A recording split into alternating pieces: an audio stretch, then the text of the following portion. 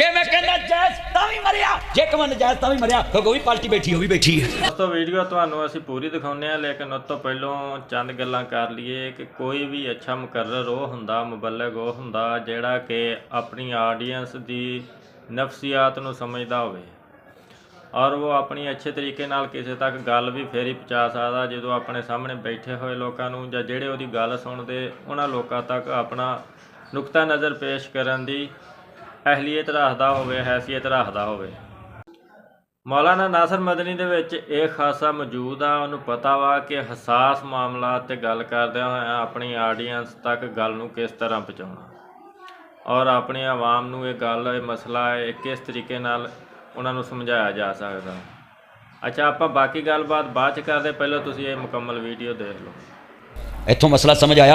शरीयत विच हाकम ही जुमा पढ़ाउंदा है, हाकम ही जनाजा पढ़ाउंदा है। उच्ची बोलो, हाकम ही जनाजा पढ़ाउंदा है, हाकम ही जुमा पढ़ाउंदा है, ते हाकम ही नमाज पढ़ाउंदा है। जे मरियम साडी हाकम है तो जुमा भी पढ़ावे, नहीं पढ़ावे, उन लोगों पढ़ लेना है। गल समझ आ गई है ना, फिर नमाज भी पढ़ाए। ओ भाई, शरीयत च औरत की हुक्मरानी जायज़ ही नहीं, और नासर मदनी तो फस गया बेचार। जे मैं कहना जायज़ तां भी मरिया, जे कहां नजायज़ तां भी मरिया, क्योंकि वो भी पार्टी बैठी, वो भी बैठी है। मैं तो विच घर मरन दिया क्यों उन्होंने बारी, तुम तो आई कुर्सी वाले हो, ताड़ना तो साड़ी बनती है ना, हैं? चलो जेड़े भी ने है तो कुर्सी वाले ना, हाफिज साहब तो जमात नाल ही ने ना, क्यों जी जमात ना। मैं तुहानू भी कहना, जिन्ने बैठे जो तुम मिंबर ते बह जाओ ना, फिर पार्टी नहीं वेखनी, फिर शरीयत वेखनी।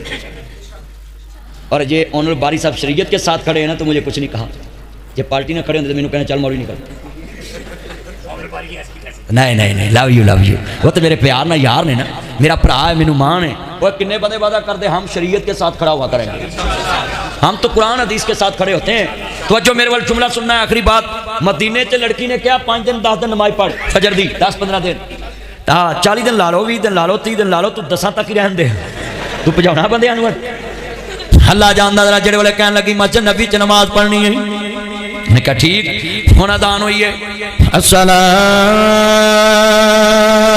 खैरुम मिनन नौम, अस्सलातु खैरुम मिनन नौम।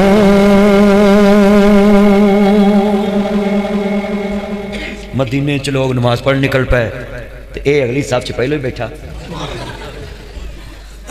रे रात दा जागना बड़ा औखा,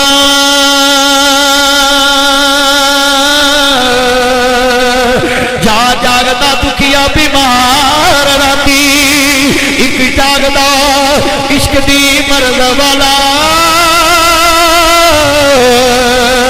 जा जागदा सन दे चोर राती, वारिशा सबे गल्लां झूठियां ने। हाँ जी दोस्तों, जैसा कि तुसी वीडियो देखी और सारे मामले नूं समझिया, ਇਹਦੇ ਵਿੱਚ ਇੱਕ ਗੱਲ ਨੋਟ ਕਰਨ ਵਾਲੀ ਆ ਕਿ ਨਾਸਰ ਮਦਨੀ ਸਾਹਿਬ ਆਪਣੇ ਹਰ ਬਿਆਨ ਦੇ ਵਿੱਚ ਚੁਟਕਲੇ, ਸ਼ੁਗਲ, ਮਜ਼ਾਕ, ਇਹ ਉਹ ਚੀਜ਼ਾਂ ਪੇਸ਼ ਕਰਦੇ ਆ। बहुत सारे लोग इस चीज़ पर इतराज़ करते भी इस तरह नहीं होना चाहिए, लेकिन उन्होंने इस चीज़ की समझ नहीं है कि बहुत सारे लोग ऐसे होंगे ਜਿਹੜੇ खुशक मौजूआत ਨੂੰ भी अच्छे अंदाज नाल पेश करन दी हैसियत रखते होंगे, सलाहियत रखते होंगे। नासर मदनी साहब उन्हां चों एक आ। फिर इधरों यह कि इस तरह का जिहड़ा खुला डुला बंदा हुंदा वा, अवाम की तवज्जो का ज़्यादा मरकज़ बनया हुंदा। आम अवाम, आम लोग भी जिहड़े ना उहदी दस्तरस दे विच हुंदे आ।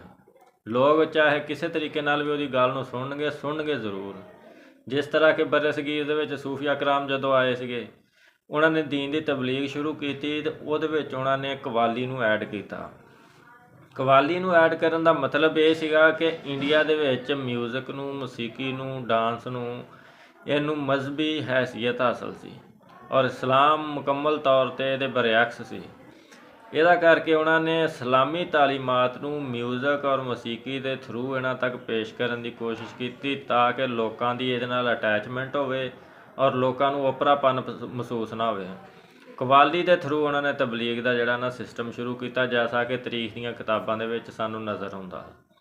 इस तरीके नासर मदनी साहब ने अपनी गल पेश करनी होंदी है ग्राउंड लेवल के लोगों तक। मेरे तेरे वर्गे सीधे साधे अनपढ़ बंदे भी जिहड़े ना उहदी गल नूं सुनते आ तो फिर समझते आ भी ये गल कर की रहा। ਇਹਦਾ ਕਰਕੇ ਇਹਨੂੰ ਵਿੱਚ ਇਦਾਂ ਦਾ ਸ਼ੁਗਲ ਮੁਗਲ ਜਾਂ ਕੋਈ ਇੰਟਰਟੇਨਮੈਂਟ ਟਾਈਪ ਦੀ ਸਿਸਟਮ ਕਰਨਾ ਪੈਂਦਾ।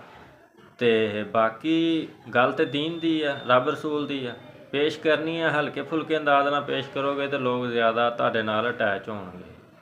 ਤੇ ਉਮੀਦ ਆ ਤੁਹਾਨੂੰ ਵੀਡੀਓ ਪਸੰਦ ਆਈ ਹੋਣੀ ਆ। ਵੀਡੀਓ ਪਸੰਦ ਆਈ ਹੋਵੇ ਤੇ ਤੁਸੀਂ ਚੈਨਲ ਨੂੰ ਸਬਸਕ੍ਰਾਈਬ ਕਰ ਦਿਓ, ਕਮੈਂਟਸ ਬਾਕਸ ਦੇ ਵਿੱਚ ਆਪਣੀ ਰਾਏ ਦੇਵੋ ਤੇ ਲਾਈਕ ਔਰ ਸ਼ੇਅਰ ਜ਼ਰੂਰ ਕਰਿਓ। ਮਿਹਰਬਾਨੀ, ਸ਼ੁਕਰੀਆ, ਜਜ਼ਾਕੱਲਾ।